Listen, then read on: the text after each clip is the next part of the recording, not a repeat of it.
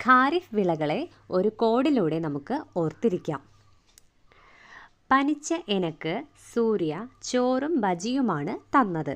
പനിച്ച എനക്ക് സൂര്യ ചോറും ബജിയുമാണ് തന്നത്. എന്താണ് ഇതിനുള്ളിലെ ഖാരിഫ് വിളകളെന്ന് നമുക്ക് നോക്കാം. പനിച്ച പ പരുത്തി, നി നിലക്കടല, ച ചണം. പനിച്ച പരുത്തി, നിലക്കടല, ചണം. എനക്ക് എ എള്ള്, നെ നെല്ല്, ക്ക് കരിമ്പ്. എള്ള്, നെല്ല്, കരിമ്പ്. എനക്ക് എന്ന് വെച്ചാൽ എള്ള്, നെല്ല്, കരിമ്പ്.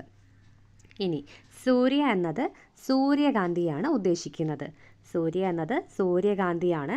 സൂര്യകാന്തി ഒരു ഖാരിഫ് വിളയാണ്. ഇനി ചോറും ചോളം, റാഗി. ചോറും എന്ന് വെച്ചാൽ ചോളം, റാഗി. ബജിയുമാണ് ബജ്രയും ജോവറും.